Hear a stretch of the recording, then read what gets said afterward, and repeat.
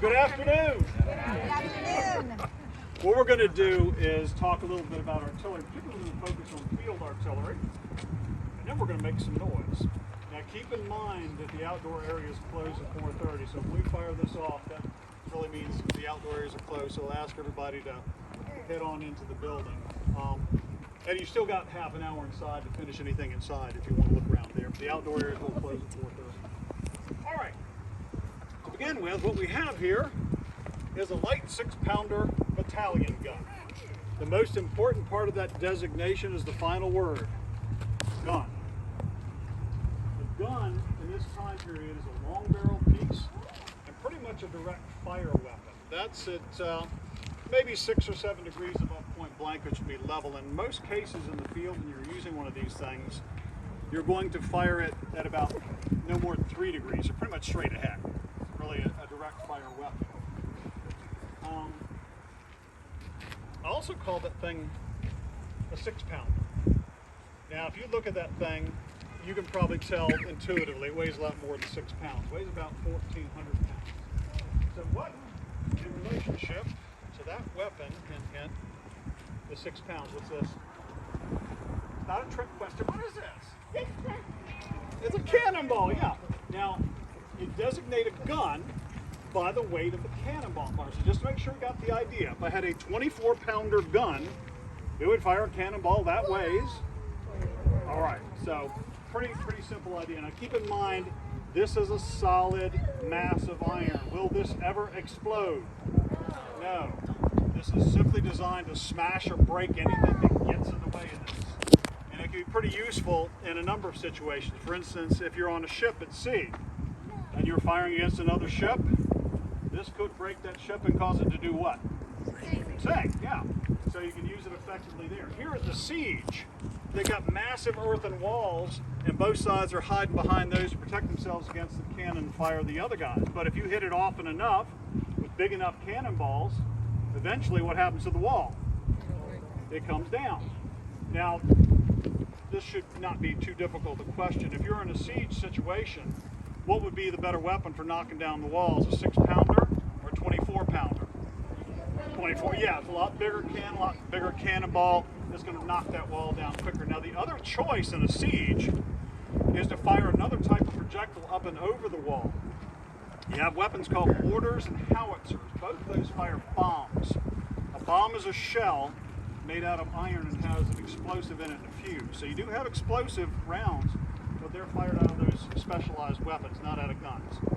So these are used mostly for smashing or breaking. Now, in a siege, you use those big ones. In a field battle, you're using these smaller ones like 3-pounders, 4-pounders, 6-pounders. Now, if you know anything about combat in the period, if you've seen one of the musket demonstrations, you know that they're going to use linear formations. Shoulder to shoulder, 2, maybe 3 rows deep, makes their musketry more effective, their bayonets more intimidating, and helps with communication and organization. It's actually a pretty intelligent way of using your manpower given the limitations of the technology. Now that said, when you're in that line, you're going to make a really good target. But realistically, when this big iron bullet passes through that line, how many people are you probably going to hit with it? At least one. At least one, maybe 2 or 3. You're not hitting a lot, and that's not your objective here. Does anybody recall the effective range of a musket back then? About 100 yards, yeah. This has an extreme range of a mile. It's more effective at shorter distances, say about 1,000 yards, but even at that shorter distance, that's 10 times musket range. And you're probably not going to be facing one gun. You might have a series of these in battery. They are going to hammer that line of infantry again and again and again, and there's nothing those men can do about it to take casualties and keep coming forward until they're close enough to return fire with those short-range muskets. The other thing to keep in mind is even though this cannonball doesn't really hit much, it doesn't need to. Because when it passes through the line, it's going to make a mess. What do the men to either side of that carnage think about the next time a cannon goes off? Maybe it's time to leave. It doesn't matter whether you're talking about bullets and bayonets or cannonballs. It's really about intimidation.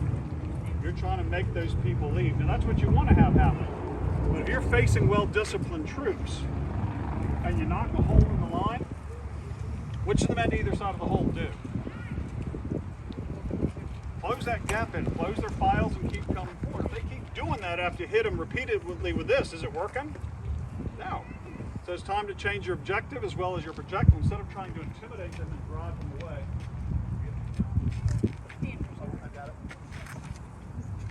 They're getting close, and their intention is to kill you, so you better kill some of them. You switch to something called case, canister, or something they use in sea service called grape shot. Regardless of what you call it, it's a container like this with a bunch of smaller cannonballs in it. And these come out of that muzzle, they're going to spray in a wide swath. You're not going to take out one or two this time. You might get 10, 15 at a time. If you double load this, you're going to do more execution. You effectively turn your cannon into a great big what? Shotgun. It's going to be devastating to those closely packed formations. However, it's got the same limitations as a shotgun, which is going to be what?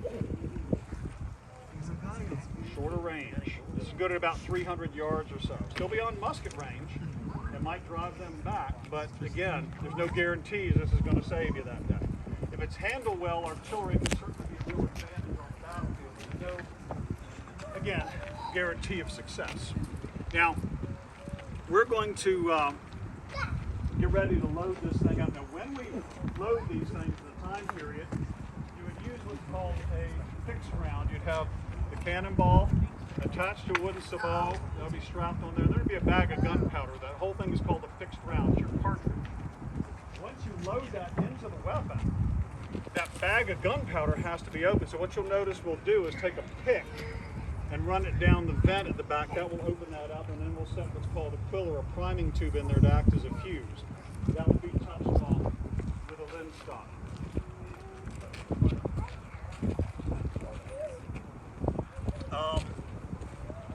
Before we actually fire it, the first thing we'll do though is a clearing procedure, because any of that stuff that could have been left in the bore from the last shot would be a problem for the people loading. If there's any fire in there, they put more gunpowder in there, could injure them badly. So we'll put a wet sponge down the barrel, we'll put a worm or a wad hook down there to get any debris out of there. So you see us do all those things.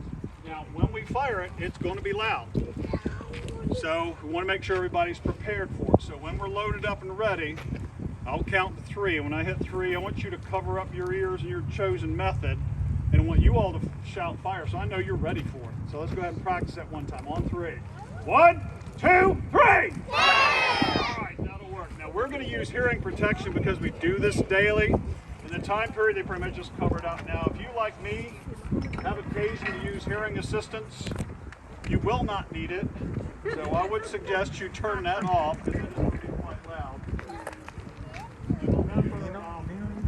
When we're finished here, if you have questions, any one of the crew will be glad to answer those, but then after that, please remember that the outdoor areas are closed. All right, let's see here.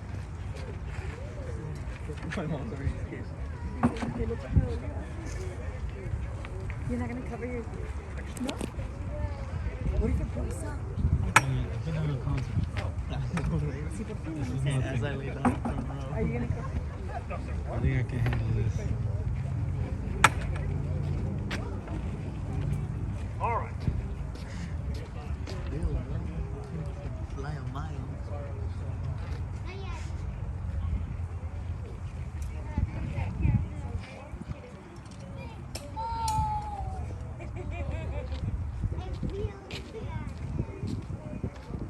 Remember that thing's long, so I can slide it over. All right, here we go.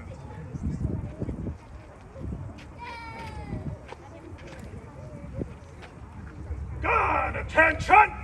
Search piece! Those will be getting the debris out from the previous shot. Clear!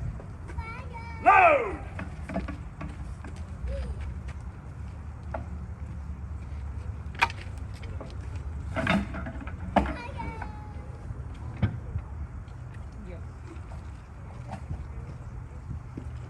Now he's putting that priming tube in there that he's picked it. Make ready! All right, here we go. On 3, you give me that final command. 1, 2, 3! Fire!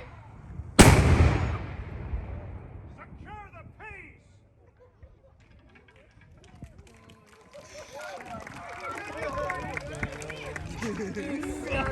So loud. Did you cover it? I just went like this. I didn't like. I just went like that, and I heard it. Mission secure. Gunners, dismissed. That concludes